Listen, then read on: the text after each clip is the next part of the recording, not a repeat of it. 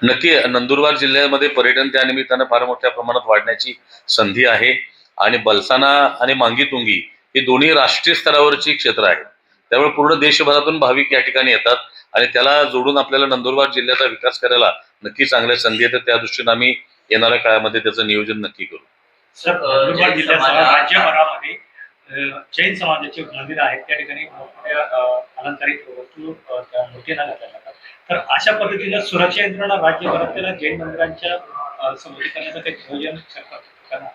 सरकारतर्फे आम्ही पोलीस विभागालाही आज आम्ही चर्चा झाली. जिल्हा पोलीस अधीक्षक आजच्या बैठकीला उपस्थित होते. अक्कलकोयामध्ये एक छोटासा प्रकार घडलेला आहे 2-3 दिवसापूर्वी, तर त्या संदर्भात सुद्धा तातडीने त्यांनी तपास करण्याच्या सूचना त्यांना दिलेल्या आहेत आणि अशा प्रकारचे प्रकार घडू नयेत यासाठी मंदिर व्यवस्थापनाने सुद्धा पहिला काळजी घेणं गरजेचं आहे.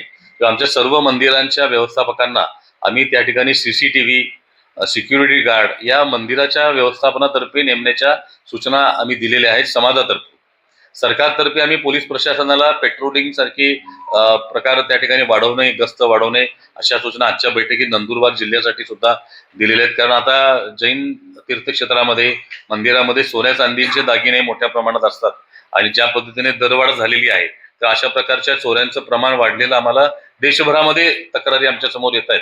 तर यासाठी पहिला जबाबदारी ही आमची व्यवस्थापनाची आहे मंदिराच्या. तर त्यांनी आपल्या ॲडिक्वेटली सगळ्या सिक्युरिटीची व्यवस्था करावी. असंच काही दुर्दैवाने कधी घडलंच तर ऍटलिस्ट पोलिसांना तपासामध्ये या सगळ्या गोष्टींचा योग्य तो उपयोग होऊ शकेल.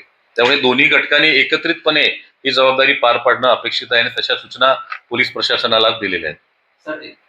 कसं आहे, आम्ही जैन समाजासाठी फोकस्ड जे महामंडळ स्वतंत्रपणे बनवलेलं आहे त्या अनुषंगानं आजची बैठक प्रामुख्याने आम्ही घेतली.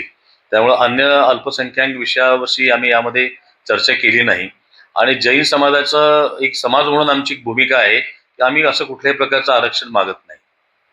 आम्ही आर्थिक सक्षमता असेल, शिक्षणाच्या सोयी सुविधा असतील, या सर्व सुविधा मिळाव्यात ही आमची भूमिका आहे. आरक्षण हे आम्हाला आमच्या विद्यार्थ्यांना असेल किंवा समाजातल्या युवकांना त्यांच्या मेरिटवरच जे असेल ते मिळावं अशी समाजाची भूमिका आहे.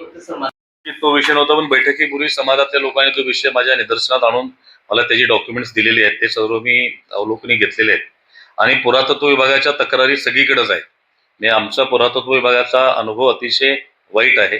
तर नक्की या शहाद्यामध्ये जे आपल्या या जिल्ह्यामध्ये एवढी प्राचीन धरोहर आपल्याला मिळालेली आहे त्याचं योग्य पद्धतीनं संरक्षण आणि संवर्धन केलं जाईल यासाठी राज्य शासनातर्फे आम्ही पुरातत्व विभागाला आवश्यक त्या सूचना देऊ आणि त्यासाठी निधीची कुठं कमतरता पडणार नाही. त्यासाठी मी महामंडळामार्फत किंवा समाजामार्फत सुद्धा निधी उपलब्ध करून त्याचं संवर्धन झाल्याचं आपल्याला माझ्या पुढच्या बैठकीपूर्वी त्याच्यावर काम सुरू झालेलं दिसेल एवढी आपल्याला मी ग्वाही देऊ शकतो.